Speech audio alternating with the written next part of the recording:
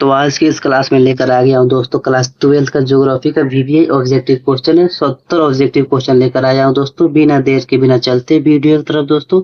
जिसका 1 नंबर सवाल है दोस्तों, 2011 की जनगणना के अनुसार भारत का जनसंख्या घनत्व कितना था? तो इसको याद रखिएगा दोस्तों, कुल जो था दोस्तों 382 व्यक्ति था। तो एक का आंसर बच्चों बी होगा, 382 व्यक्ति। अगले सवाल की तरफ बढ़ते हैं दोस्तों। 2 नंबर सवाल की तरफ दोस्तों। 2 नंबर सवाल है दोस्तों, भारत में पहली बार पूर्ण जनगणना कब हुई थी दोस्तों? तो भारत में पहली बार जो पूर्ण जनगणना हुई थी वो थी 1881 में। तो इसका आंसर बच्चों बी होगा, 1881। अगले सवाल की तरफ बढ़ते हैं दोस्तों। 3 नंबर सवाल की तरफ दोस्तों। 3 नंबर सवाल है, निम्नलिखित में से कौन सी एक पेय फसल है दोस्तों? कौन फसल है जो पीने लायक फसल है? तो चाय भी है, इसका आंसर चाय भी होगा दोस्तों। कॉफी भी होगा, तो इसका आंसर बच्चों बी सी होगा। ए और बी दोनों सही है, उपयुक्त दोनों। अगले सवाल की तरफ बढ़ते हैं दोस्तों। 4 नंबर सवाल की तरफ दोस्तों। 4 नंबर सवाल है, मानव भूगोल का जनक किसे कहा जाता है? तो मानव भूगोल का जनक दोस्तों ग्रिफिथ रेड जेल को कहा जाता है। तो इसका आंसर बच्चों डी होगा, रेड जेल। अगले सवाल की तरफ बढ़ते हैं दोस्तों। 5 नंबर सवाल की तरफ दोस्तों। 5 नंबर सवाल है, एंथ्रोपोजियोग्राफी नामक पुस्तक के लेखक कौन है दोस्तों? एंथ्रोपोजियोग्राफी नामक पुस्तक के जो लेखक हैं वो है दोस्तों, इसको याद रखिएगा, वो है फ्रेडरिक रेटजेल साहब। तो इसका आंसर बी होगा, फ्रेडरिक रेटजेल। अगले सवाल की तरफ बढ़ते हैं दोस्तों। 6 नंबर सवाल की तरफ दोस्तों।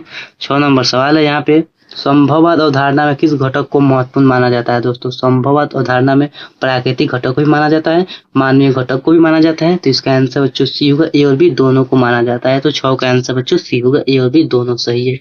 अगले सवाल की तरफ बढ़ते हैं दोस्तों। 7 नंबर सवाल की तरफ दोस्तों। 7 नंबर सवाल है, निश्चयवाद या पर्यावरणीय निश्चयवाद के विचारक कौन है दोस्तों? निश्चयवाद और पर्यावरणीय निश्चयवाद के विचारक कौन है? तो इसको याद रखिए दोस्तों, वो कांट है साहब है, हमबोल्ट साहब है, रिटर साहब है। तो इसका आंसर जो डी होगा, उपयुक्त सभी हैं जो निश्चयवाद और पर्यावरणीय निश्चयवाद के विचारक हैं। अगले सवाल की तरफ बढ़ते हैं दोस्तों। 8 नंबर सवाल की तरफ दोस्तों। 8 नंबर यहाँ सवाल है, नव निश्चयवाद के प्रवर्तक कौन है? तो ग्रिफिथ टेलर साहब है जो नव निश्चयवाद के प्रवर्तक हैं। तो इसका आंसर बच्चों ये होगा, ग्रिफिथ टेलर साहब। अगले सवाल की तरफ बढ़ते हैं दोस्तों। 9 नंबर सवाल की तरफ दोस्तों। 9 नंबर यहाँ पे सवाल है, देखिएगा 9 नंबर सवाल को दोस्तों। 9 नंबर सवाल है कि निम्नलिखित में से कौन सा एक विरल जनसंख्या वाला क्षेत्र है? कौन है जो विरल जनसंख्या वाला क्षेत्र है? तो वह है दोस्तों भूमध्यरेखीय प्रदेश। तो इसका आंसर बच्चों बी होगा, भूमध्यरेखीय प्रदेश। अगले सवाल की तरफ बढ़ते हैं दोस्तों। 10 नंबर सवाल की तरफ दोस्तों। यहाँ पे 10 नंबर सवाल है, निम्नलिखित में से कौन सा एक प्रतिकर्ष कारक नहीं है? कौन है जो प्रतिकर्ष कारक नहीं है? तो वह है दोस्तों चिकित्सा और शैक्षणिक सुविधा जो प्रतिकर्ष कारक नहीं है। क्वेश्चन यहाँ पे पूछा है कि कौन नहीं है, तो 10 का आंसर बच्चों सी होगा, चिकित्सा एवं शैक्षणिक सुविधा। अगले सवाल की तरफ बढ़ते हैं दोस्तों। 11 नंबर सवाल की तरफ दोस्तों। 11 नंबर सवाल है, निम्नलिखित में से कौन सा एक अपकर्ष कारक है? कौन है जो एक अपकर्ष कारक है? तो इसको याद रखिए दोस्तों, काम के अवसर भी अपकर्ष कारक है, रहन सहन की अच्छी दशाएं हैं, शांति एवं अस्तित्व। तो इसका आंसर बच्चों डी होगा, उपयुक्त सभी है जो अपकर्ष कारक हैं। एक कारक का आंसर डी होगा। अगले सवाल की तरफ बढ़ते हैं दोस्तों। 12 नंबर सवाल है दोस्तों, विश्व में सबसे अधिक जनसंख्या वाला देश 2011 के अनुसार कौन था दोस्तों? तो 2011 के अनुसार जो सबसे ज्यादा जनसंख्या थी उस देश की थी चीन की। तो इसका आंसर बी होगा, चीन। अगले सवाल की तरफ बढ़ते हैं दोस्तों। 13 नंबर सवाल की तरफ दोस्तों। 13 नंबर सवाल है, यहाँ पे जनसंख्या वृद्धि सर्वाधिक कहाँ है? जनसंख्या जो वृद्धि दर सर्वाधिक है वो है दोस्तों अफ्रीका में। तो इसका आंसर बच्चों होगा ए, अफ्रीका में। अगले सवाल की तरफ बढ़ते हैं दोस्तों। 14 नंबर सवाल की तरफ दोस्तों। 14 नंबर सवाल है, यहाँ पे किस वर्ष विश्व की मानव जनसंख्या 6 अरब हो गई थी दोस्तों? तो वो हुई थी दोस्तों 1999 में 6 अरब हो गई थी विश्व की कुल जनसंख्या। तो इसका आंसर बच्चों होगा 1999। तो यहाँ पे इसका आंसर बच्चों सी होगा, 1999 में विश्व की कुल जनसंख्या 6 अरब हो गई थी। अगले सवाल की तरफ बढ़ते हैं दोस्तों। 15 नंबर सवाल की तरफ दोस्तों। 15 नंबर सवाल है, मानव विकास सूचकांक। 15 नंबर सवाल है दोस्तों, मानव विकास सूचकांक का प्रतिपादन किसने किया है? मानव विकास सूचकांक का प्रतिपादन डॉक्टर महबूबुल हक ने किया है। तो इसका आंसर बी होगा, डॉक्टर महबूबुल हक। अगले सवाल की तरफ बढ़ते हैं दोस्तों। 16 नंबर सवाल की तरफ दोस्तों। 16 नंबर सवाल है, निम्नलिखित में से कौन सा देश उच्च मानव विकास वाला है दोस्तों? कौन सा देश है जो उच्च मानव विकास वाला है? तो नॉर्वे है जो एक उच्च मानव विकास वाला देश है। तो 16 का आंसर बच्चों ए होगा। अगले सवाल की तरफ बढ़ते हैं दोस्तों। 17 नंबर सवाल की तरफ, जिसका 1 नंबर सवाल है दोस्तों, मानव विकास का कौन सा स्तंभ नहीं है? मानव विकास का कौन है जो स्तंभ नहीं है? तो इसको याद रखिएगा दोस्तों, जनसंख्या जो मानव विकास का एक स्तंभ नहीं है। तो 17 का आंसर डी होगा। अगले सवाल की तरफ बढ़ते हैं दोस्तों। 18 नंबर सवाल की तरफ दोस्तों, निम्नलिखित में से कौन सी रोपण फसल नहीं है? कौन है जो एक रोपण फसल नहीं है दोस्तों? कॉफी एक रोपण फसल है, गन्ना रोपण फसल है, गेहूं रोपण फसल नहीं है, तो इसका आंसर बच्चों होगा गेहूं है जो एक रोपण फसल नहीं है। क्वेश्चन पूछा है रोपण फसल कौन नहीं है, तो इसको याद रखिएगा दोस्तों, गेहूं है एक रोपण फसल नहीं है, तो 18 का आंसर सी होगा। अगले सवाल की तरफ बढ़ते हैं दोस्तों। 17 नंबर सवाल 19 नंबर सवाल है, सहकारी कृषि सबसे अधिक कहाँ प्रचलित रही, तो डेनमार्क में सबसे ज्यादा प्रचलित रही है, तो इसका आंसर बच्चों होगा बी डेनमार्क। अगले सवाल की तरफ बढ़ते हैं दोस्तों। 20 नंबर सवाल है दोस्तों, यूरोप के लोग किस प्रकार की कृषि को बढ़ावा देते हैं, तो सबसे ज्यादा जो यूरोप के लोग होते हैं वो मिश्रित कृषि को बढ़ावा देते हैं, तो इसका आंसर बच्चों ये होगा मिश्रित कृषि।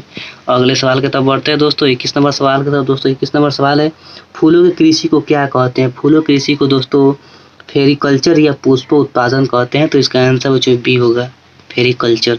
अगला सवाल है दोस्तों 22 नंबर, अंगूर की खेती को क्या कहा जाता है दोस्तों, अंगूर की खेती को विटिकल्चर कहा जाता है, तो इसका आंसर बच्चों ये होगा विटिकल्चर। अगले सवाल की तरफ बढ़ते हैं दोस्तों। 23 नंबर सवाल की तरफ दोस्तों, निम्नलिखित में से कौन सी एक प्राथमिक क्रिया है दोस्तों, कौन है जो एक प्राथमिक क्रिया है, तो कृषि है जो एक प्राथमिक क्रिया है, तो 23 का आंसर बच्चों ये होगा कृषि। अगला सवाल है दोस्तों 24 नंबर, लाल श्रमिक का संबंध किस क्रियाकलाप से है दोस्तों, जो लाल श्रमिक है उसका संबंध है दोस्तों प्राथमिक क्रियाकलाप से, तो इसका आंसर बच्चों ये होगा प्राथमिक क्रियाकलाप से। अगले सवाल की तरफ बढ़ते हैं दोस्तों। 25 नंबर सवाल है, जंग का कटोरा किस क्षेत्र को कहा जाता है दोस्तों, जंग का कटोरा कहा जाता है वो पीटर्सबर्ग को कहा जाता है, तो इसका आंसर बच्चों ये होगा पीटर्सबर्ग। अगले सवाल की तरफ बढ़ते हैं दोस्तों।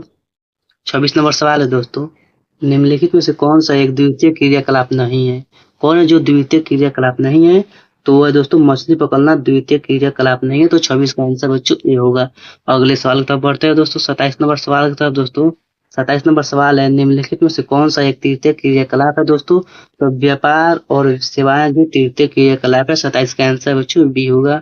अगले सवाल की तरफ बढ़ते हैं दोस्तों। 28 नंबर सवाल की तरफ दोस्तों, विश्व का सबसे बड़ा तृतीय क्रियाकलाप कौन है दोस्तों, तो विश्व का जो सबसे तृतीय क्रियाकलाप है वो है दोस्तों पर्यटन है, तो इसका आंसर बच्चों बी होगा पर्यटन।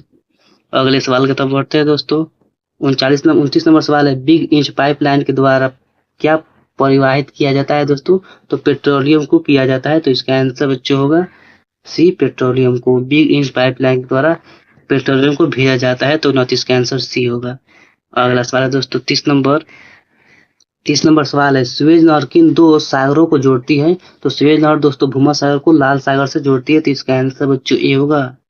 अगले सवाल की तरफ बढ़ते हैं दोस्तों।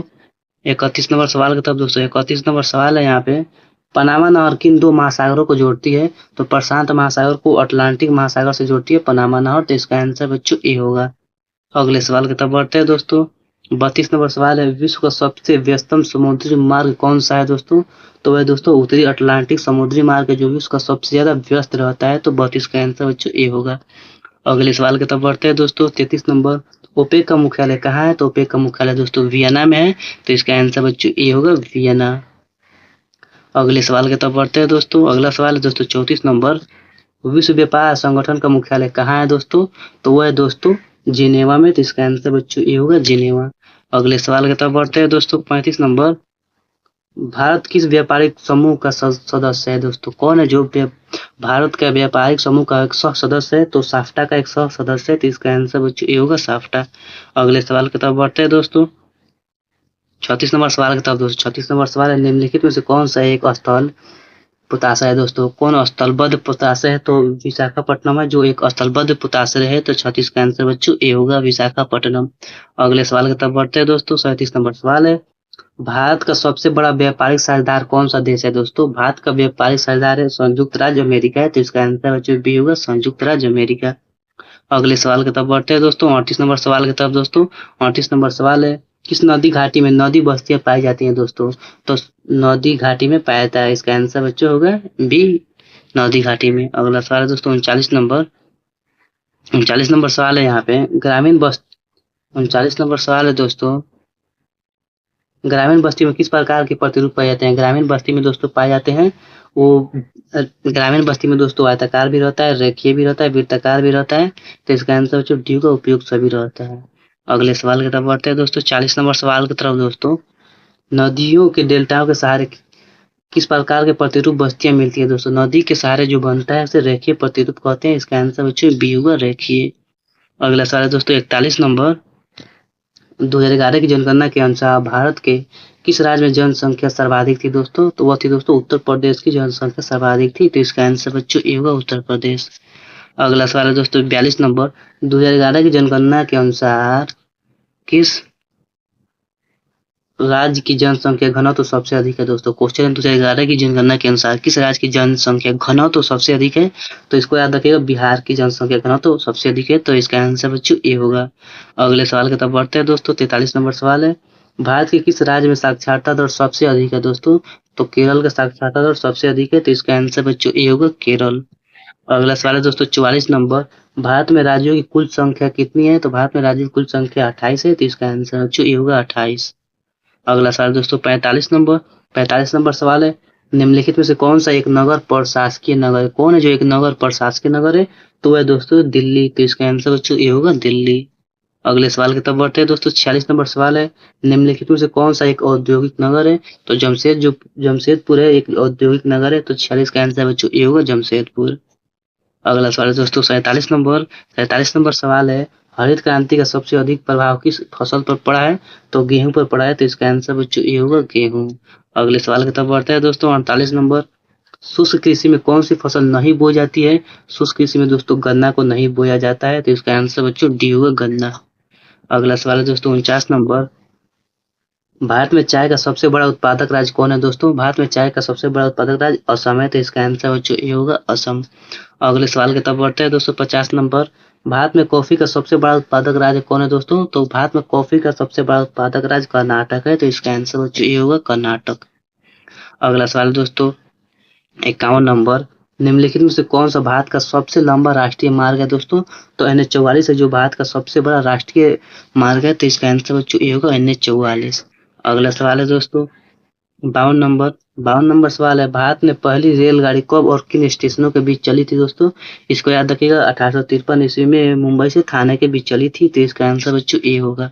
अगले सवाल की तरफ बढ़ते हैं दोस्तों 53 नंबर सवाल की तरफ दोस्तों। उत्तर दक्षिण गलियारा किन दो शहरों को जोड़ता है? तो श्रीनगर से कन्याकुमारी को जोड़ता है। तो इसका आंसर बच्चों ए होगा। अगला सवाल है दोस्तों 54 नंबर सवाल है, कोंकण रेलवे ट्रैक की कुल लंबाई कितनी है? तो कुल लंबाई 760 किलोमीटर है। तो इसका आंसर बच्चों ए होगा। अगले सवाल की तरफ बढ़ते हैं दोस्तों 55 नंबर। निम्नलिखित में से कौन सा एक भू अवध राज्य है दोस्तों? तो मध्य प्रदेश से भू एक अवध राज्य है। तो 55 का आंसर ए होगा। अगला सवाल है दोस्तों 56 नंबर। 56 नंबर सवाल है, बोकारो इस्पात संयंत्र किस राज्य में स्थित है? तो बोकारो इस्पात संयंत्र झारखंड में स्थित है। तो इसका आंसर बच्चों ये होगा झारखंड। अगले सवाल की तरफ बढ़ते हैं दोस्तों 57 नंबर। भिलाई इस्पात संयंत्र किस राज्य में स्थित है दोस्तों? भिलाई है दोस्तों, इसको याद रखिएगा, छत्तीसगढ़ में भिलाई पाया जाता है। तो 37 का आंसर बच्चों ए होगा छत्तीसगढ़। अगला सवाल है दोस्तों 58 नंबर। भारत का सबसे बड़ा तेल शोधक कारखाना कहाँ है दोस्तों? भारत का सबसे बड़ा तेल शोधक कारखाना है वह है दोस्तों जामनगर में। तो इसका आंसर बच्चों ये होगा जामनगर। अगला सवाल है दोस्तों 59 नंबर। भारत में तांबे का सबसे बड़ा उत्पादक राज्य कौन है दोस्तों? तांबे का सबसे बड़ा उत्पादक राज्य है दोस्तों मध्य प्रदेश। तो इसका आंसर बच्चों होगा ए मध्य प्रदेश। अगले सवाल की तरफ बढ़ते हैं दोस्तों 60 नंबर सवाल है, निम्नलिखित में से कौन सा एक लौह अयस्क का प्रकार है दोस्तों? कौन है? तो हेमाटाइट भी लौह अयस्क का प्रकार है, मैग्नेटाइट भी है। तो इसका आंसर बच्चों सी होगा, उपयुक्त दोनों सही है। अगले सवाल